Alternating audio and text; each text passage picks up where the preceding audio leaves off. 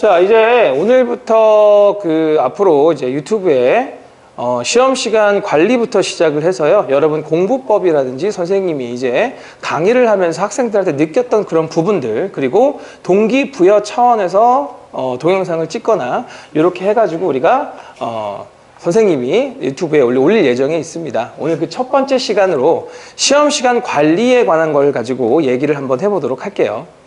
자, 우리는 이제 어떤 시험을 보더라도 시간에 대해서 자유롭지 못해요. 자, 중학교 시험은 45분, 그리고 고등학교 시험은 50분이죠. 자, 어떤 학교는 수학을 60분 보는 학교도 있긴 있어요. 근데 일반적이지 않기 때문에 중학교는 45분, 고등학교는 50분입니다. 그리고 수능은 수학이 100분이 주어지죠. 그 시간 안에, 우리가 주어진 시간 안에 모든 문제를 효율적으로 풀어야 되는데, 그렇게 하려면, 그리고 그 시험에서 100점을 받으려면 우리가 어떻게 해야 되느냐, 이런 문제를 가지고 선생님이 조금 도움을 주기 위해서 본인의 방법이 있는 학생들 같은 경우는 괜찮아요. 예, 그렇게 하면 됩니다. 이것도 하나의 선생님이 예시를 제시해 주는 거지 진리는 아니에요. 그죠? 방법을 잘 모르는 학생들이 이렇게 한번 해보면서 나만의 방법을 찾아가는 게 제일 중요한 겁니다. 자, 그럼 첫 번째 시간, 시험 시간 관리부터 한번 선생님이 했던 걸로 시작해 보도록 하겠습니다. 시험 시간 관리, 중학생들 같은 경우에는요, 총 45분이고요. 시험지를 받아서 객관식 문제 풀이하는 시간이 15분, 서술형 문제 풀이하는 시간이 10분, 그럼 총 25분이죠. 여기서 이제 검토 및 셀프 채점이 15분, 그럼 40분이 지납니다. 이 뒤에서 이제 이런 것들을 선생님이 다시 한번 설명을 할 거예요. 답안 및 최종 점검이 5분이 걸립니다. 사실 뭐 답안지도 마찬가지로 이제 뒤에서 한번 얘기를 하겠지만 5분이나 필요하나요? 뭐 이런 얘기를 조금 하는 학생들도 있긴 있지만 나중에 그 이유를 설명해 주도록 하겠습니다. 자, 시험 시간 관리, 고등학생은 좀 다르죠, 그죠? 50분이기 때문에 그리고 중학생과 고등학생을 비교했을 때 문제의 난이도가 갑자기 올라가는 형태입니다. 그리고 계산할 수 있는 계산 문제들도 좀 더 많아져요.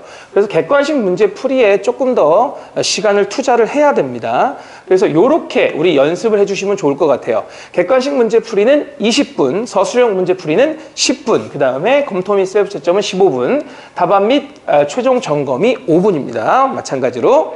자, 한번 처음부터 보도록 합시다. 이제 객관식 문제 풀이입니다. 객관식은요, 쉬운 문항부터 반드시 해결을 해 주셔야 합니다. 쉬운 문항부터.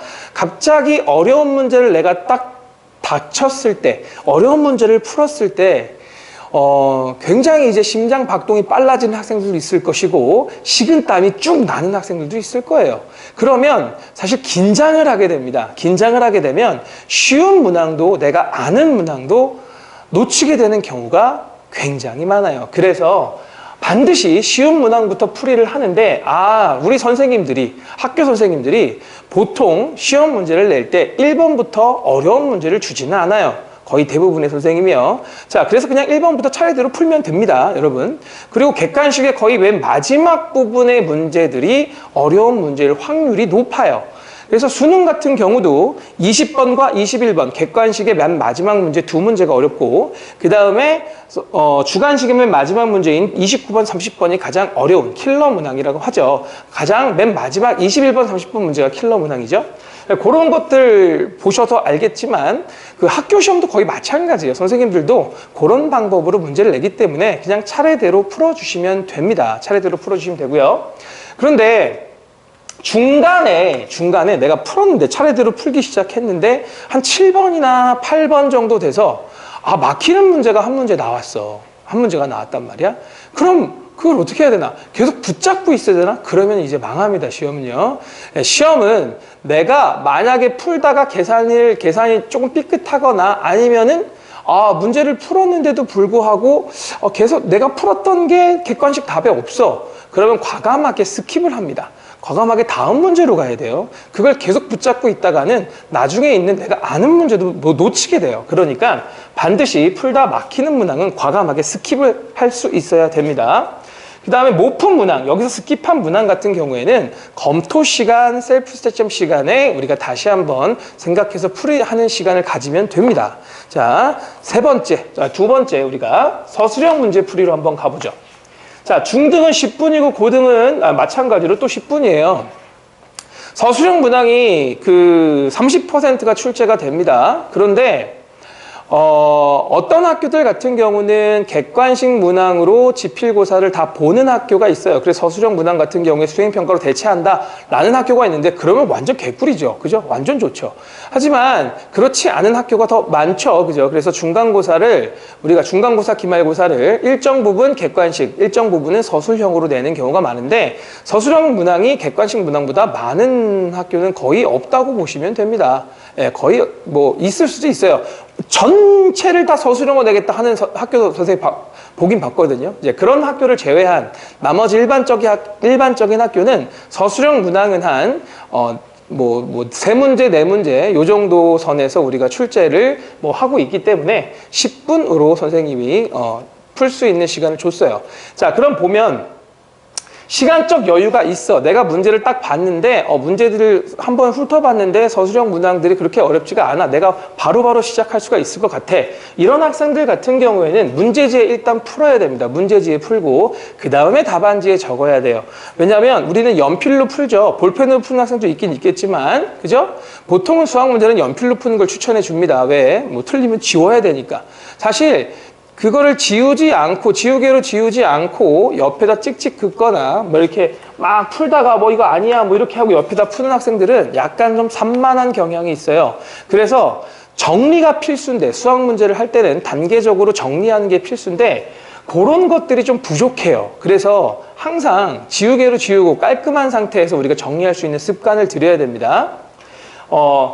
그 다음에 우리 답안지를 보시면은 그 고치지 못하게 하기 위해서 나중에 이제 어떤 현상이 벌어질지 모르니까 학교에서는 보통 학교 시험지 서술형 답안지에는 연필로 쓰지 못하게 돼 있어요. 어떤 시험도 다 마찬가지입니다. 볼펜으로 작성을 해야 돼요. 까만색 볼펜이라든지 이런 걸로 작성을 해야 되죠. 그럼 이제 나중에 처음에 이제 문제 푸는 학생들은요, 여기다가 이제 시간 여유가 없는 사람은 바로 답안지에 풀이 과정을 작성하라고 했는데 이렇게 풀면 중간중간에 자꾸 틀려서 사실 이제 그 문제의 흐름을 갖다가 잘 못 보는 경향이 생긴단 말이야. 그래서 좀 이제 이런 부분은 조금 연습을 통해서 이렇게 갈 수 있도록 노력을 해 주셔야 됩니다. 일단은 문제지에 풀고 그 다음에 그거를 정리를 잘해서 답안지에 옮기는 형태로 그거를 다 하는데 걸리는 시간이 10분이 돼야 됩니다. 아시겠죠? 마찬가지로 만약에 문제가 어려워서 못 푸는 문항이 만약에 생긴다면 그것도 과감하게 뭐 10분 안에 다 풀어야 돼 이런 얘기가 아니에요. 풀 수 있는 문항을 풀라는 얘기입니다. 풀 수 있는 문항을 풀라는 얘기예요. 못 푸는 문항은 맨 마지막으로 또 보내야죠. 맨 마지막 시간으로 보내야 됩니다. 자, 그럼 딱 보시면 이제 다 됐어요. 내가 아는 문제는 이제 객관식 서술형 내가 아는 문제를 다 해결을 했습니다. 이제 모르는 문제만 남았겠죠. 그 모르는 문제를 이제 여기서 풀게 됩니다. 만약에 여러분이 모르는 문제 하나도 없이 다 풀었을 때는 바로 검토를 들어가는 거고요. 검토 시간이 그래서 한 15분 정도를 줬잖아요. 그죠? 15분 정도 준 이유가 검토를 이제 사실 검토를 못하는 경우도 생길 거예요. 시간이 나는 부족해서 검토를 못합니다. 이건 어쩔 수 없는 거예요. 그죠? 시간을 조금씩 땡기는 연습을 해서 검토할 시간을 늘려야 되는 거지. 이걸 시험 시간에 무조건 검토를 하는 건 아니죠. 그죠? 시험 문제를 못 풀었는데 검토를 한다. 이건 지금 좀 이상한 말이란 말이야. 그지? 그러니까 반드시 문제를 다 푼 학생들에 한해서 검토를 시작합니다. 검토를 시작합니다. 그런데 검토는 첫 번째 내가 뭐라고 여기 써놨습니까? 검토는 반드시 다른 방법으로 실시를 해야 됩니다. 이 이유는 뭐냐면은 모든 학생들이 처음에 문제를 풀 때 이 문제는 내가 맞았다라고 생각하고 풀지 틀렸다라고 생각하고 푸는 학생은 단 1명도 없습니다. 그래서 내가 푼 문제를 다시 눈으로 보면 오류를 찾지 못해요. 그 문항이 만약에 틀렸을 때 오류를 절대 못 찾습니다. 맞았다고 생각하고 푼 거기 때문에. 그래서 우리는 그 틀린 부분을 찾기가 다른 사람이 보면 되게 잘 보여. 이 사람이 풀었는데 선생님도 이제 중간에 이제 수업하다 보면은 학생들을 돌아보면은요. 학생들이 막 문제 풀어. 얘가 틀렸어. 그럼 내가 선생님한테 얘기해줘 옆에서. 야, 여기 틀렸는데 한번 다시 한번 해볼래? 어디가 틀렸는지 찾아라고 얘기를 해줘요.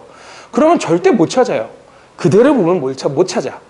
그래서 우리 예전에 초등학교 때 이런 거 있었잖아요. 그죠? 나눗셈을 할 때 어떻게 했었습니까? 나눗셈을 할 때. 나눗셈을 하고 검산식을 썼죠. 그 검산식은 어떻게 하는 거예요? 나눗셈을 거꾸로 하는 거였습니다. 그죠? 검토는 그런 방법으로 하는 거예요.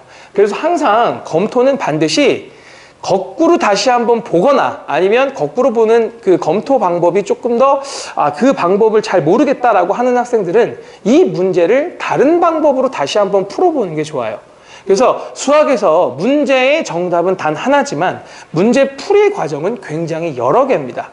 그죠? 그래서 우리는 반드시 수학을 잘하려면 문제풀이 방법을 여러 개 갖고 있는 것이 굉장히 중요해요. 그래서 검토는 어떻게 한다고? 다른 방법으로 내가 그대로 다시 푼 거를 다시 풀지 않기를 바랍니다. 알겠죠? 검토는 반드시 다른 방법으로 실시를 하시겠고, 두 번째, 검토 순서가 있겠죠. 이거는 조금 나중에 다시 한번 선생님이 동영상을 다시 한번 찍어서 조금 더 좀 자세하게 세밀하게 얘기를 해줄 시간이 있을 거예요. 근데 지금은 보세요. 서술형의 표현을 검토하는 게 제일 첫 번째입니다. 아까 10분 동안 서술형을 썼잖아. 그지? 10분 동안 서술형을 다 풀어놨어. 그러면 내가 서술형을 보면서 틀린 표현이 없느냐? 아니면은 그러니까 이런 거죠. 단 하나의 감점을 당하는 애들이 굉장히 많아요. 그러니까 예를 들어서 나는 시험 문제 답안지는 다 맞았는데 선생님 답을 딱 보니까 선생님의 시점은 99점, 98점 이렇게 100점이 안 나오는 형태가 뭡니까? 서술형의 표현 방법에서 틀린 거예요. 예를 들어서 2차 방정식을 구하라 그랬어. 방정식을 구하라 그랬는데 학생들의 답이 이건데 이렇게 생긴 게 답인데 2차 방정식을 작성하여라. 그런데 애들이 이렇게 쓴다는 얘기죠. 는 0을 안 쓰는 거예요. 그죠? 여러분 이거와 이거의 차이가 뭐예요? 얘는 방정식이고 얘는 2차식입니다. 선생님이 만약에 이거를 봤을 때는 반드시 감점을 할 수밖에 없어요. 왜? 이건 2차 방정식이 아니거든. 그래서 이런 표현 때문에 학생들이 굉장히 많이 실수를 해요. 그리고 등호가 없는데 등호를 한다거나 아니면 곱하기랑 빼기랑 이렇게 붙여 쓰거나 뭐 이런 것도 사칙 연산은 절대로 연속해서 쓸 수 없습니다. 그래서 1 곱하기 마이너스 2 같은 걸 이렇게 쓰는 거였잖아. 괄호를 해서. 근데 1 곱하기 마이너스 2 나도 모르게 평소 때 하는 실수를 하게 되는 거예요. 평소에 시간이 없으니까 괄호 하나 그냥 이렇게 썼거든. 그러니까 서술형에도 마찬가지로 이렇게 쓴단 말이야. 이렇게 쓰면 반드시 감점이에요. 알겠습니까? 네, 이렇게 1점, 2점 감점을 안 당하기 위해서 우리는 제일 먼저 서술형 표현을 검토를 합니다. 그 다음에 계산 실수가 있는지 없는지를 검토하고 개념 문항을 검토하게 됩니다. 개념 문항 같은 경우는요, 사실 5개념을 가지고 있으면 절대 그 개념 문제를 다시 풀어서 맞출 수가 없어요. 그러니까 5개념을 갖지 않는 게 가장 중요한 거고 가장 위험한 겁니다. 개념이나 공식이나 이런 거를 암기를 여러분이 할 때는 완전하게 완벽하게 암기를 하셔야 돼요. 애매하게 암기를 하고 있다고 하면 모르는 것보다 더 맞출 확률이 떨어집니다. 차라리 모르는 사람이 그냥 찍는 거는 5분의 1의 확률로 맞출 수 있는데 5개념을 갖고 있는 사람이 그 문제를 맞출 확률은 0%예요. 무조건 틀리겠죠. 5개념을 갖고 있기 때문에 잘못된 공식을 갖고 있기 때문에. 그래서 반드시 수학에서는 정확한 개념과 그리고 정확한 공식 암기가 필요한 겁니다. 여러분 모르면 안 된다는 거예요. 그래서 그런 것들보다도 우선순위로 돼야 될 거는 표현을 검토하고 계산 실수를 검토하는 겁니다. 자, 그 다음에 이제 시험을 볼 때 셀프 채점의 생활화라고 선생님이 썼는데 이 셀프 채점이라는 건 뭐냐면 이런 거예요. 선생님이 예전에 시험을 봤는데 시험을 보고 나서 시험 시간이 많이 남은 거야. 시험 시간이 많이 남았어. 빨리 좀 풀었죠. 빨리 풀었어요. 그런데 내가 여기서 보니까 어떤 학생들은 자기도 해. 시험 빨리 풀고 자기도 하는데 선생님은 그런 적이 단 한 번도 없어요. 시험 시간 그 45분 주어지고 50분 주어진 그 시간에는 절대 딴 생각이나 딴 짓을 하면 안 됩니다. 반드시. 여러분 그 45분 동안 내가 최선을 다해서 그 문제를 선생님이 출제한 그 문제를 풀어내야 되는 거예요. 그리고 100점을 받는 학생들은 가장 많은 게 이거예요. 의심이에요. 내가 제대로 썼을까? 내가 제대로 마킹을 했을까? 제대로 썼을까? 계산을 맞았을까? 이런 의심에서부터 출발해서 검토를 하기 시작하는 거거든. 그러니까 셀프 채점이라는 건 이런 겁니다. 개념부터 먼저 설명을 해줄게요, 선생님이.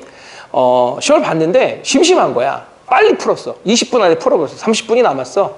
그래서 나는 시험 시간에 이제 내가 내 시험지를 채점하기 시작했습니다. 내 시험지를 내 본인 스스로 채점을 하는 겁니다. 답은 당연히 모르죠. 답을 모르는 상황에서 이 문제는 내가 확실히 맞췄어. 이 문제는 조금 애매한데? 이 문제는 내가 확실히 맞춘 것 같아. 이렇게 이게 쌓이다 보면 내가 대충 몇 점 정도 답을 갖다가 채점하기 전에 답을 맞추는 현상이 몇 점을 받았는지를 내가 대충 알 수 있어요. 그죠? 내가 셀프점을 한 결과 다 맞았어. 그럼 거의 100점 받을 확률이 높은 거예요. 그런데 그거를 이제 검토를 통해서 셀프 채점을 반드시 해야 됩니다. 그냥 채점을 하는 게 아니고 내가 검토를 해봤는데 이 문제는 내가 100% 맞았어. 이렇게 해서 동그라미를 치는 거예요.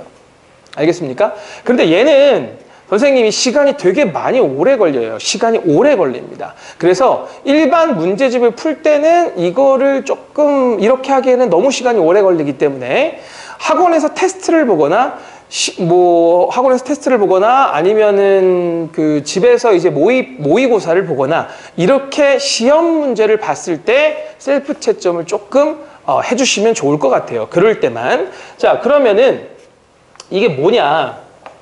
내가 이제 동그라미를 했어. 셀프 채점을 왜 이렇게 해야 되느냐? 내가 동그라미를 이렇게 8번 문제까지 다 했어요. 근데 답안지를 시험 시간에 한 거야. 답을 모르는 상황에서. 그런데 답안지를 딱 봤더니 얘를 틀렸어. 3번이 틀린 거야. 그죠? 이런 문제들 있죠. 그리고 내가 요거는 봐봐. 이거는 맞은 게 아니고 세모야. 이렇게 생겼어. 그죠? 그런데 세모라고 했는데 이렇게 동그라미가 된 거야. 채점을 나중에 했을 때. 자, 요런 경우가 생기죠. 당연히 생기게 됩니다, 여러분. 그러면 얘는요, 5개념을 가지고 있을 확률이 굉장히 높은 거예요. 그 5개념을 교정해 나가는 게 공부입니다. 무슨 말인지 알겠습니까? 자, 이 5개념을 갖다가 여러분이 찾기가 그냥 문제를 채점하거나 그냥 했을 때는 내가 확실히 아는 것과 모르는 것의 차이를 몰라요. 공부에서 가장 중요한 거는 이런 거야. 내가 이거를 알고 얘를 모른다. 이 모르는 거를 우리가 다시 공부를 해 나가자. 이런 게 메타인지에 속하는 겁니다. 그래서 그런 거를 갖다가 여러분이 찾아내는 작업이 바로 셀프 채점이에요. 알겠죠? 그럼 이런 것들 봐봐요. 이 삼각형 동그라미는 선생님이 보통 뭐라고 생각하냐면 좀 아리까리한 문제를 맞은 거야. 이것도 마찬가지로 확실하게 모르는 거죠. 이거 좀 애매한데? 라고 했는데 이걸 맞았어. 그렇다고 좋아할 게 아니란 말이에요.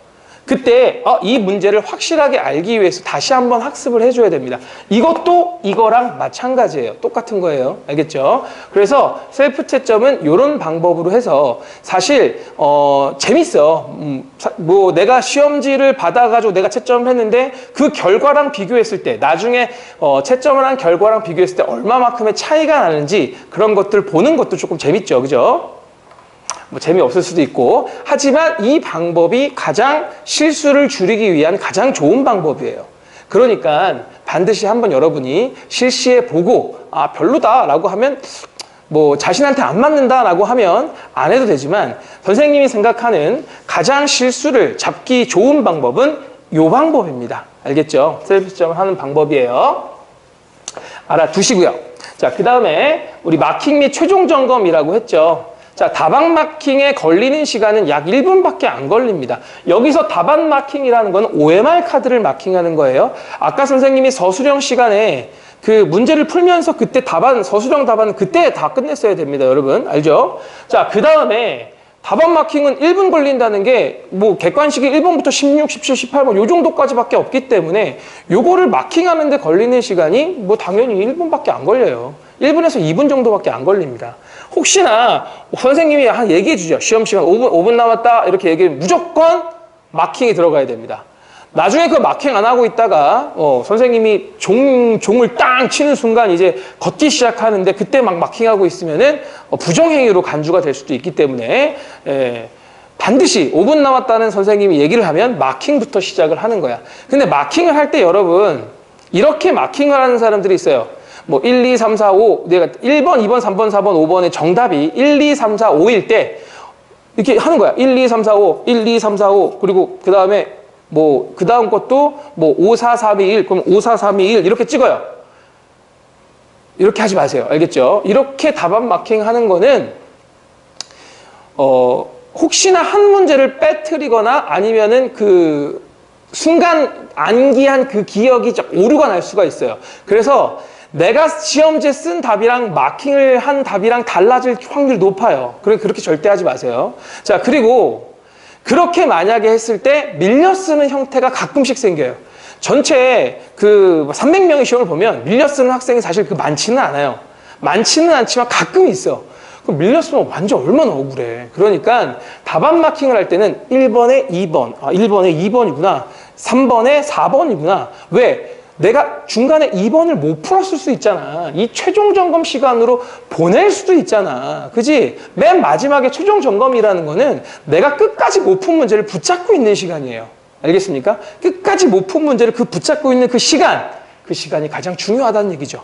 그러니까 마킹을 할 때는 만약에 내가 8번을 못 풀었어요. 그럼 1번부터 16번까지 객관식일 때 1번부터 16번까지 1번에 몇 번, 2번에 몇 번, 3번에 몇 번, 4번에 몇 번 이렇게 쓴 다음에 8번을 갖다가 맨 마지막에 4분 동안 다시 한번 보는 거예요. 다시 한번 봐요.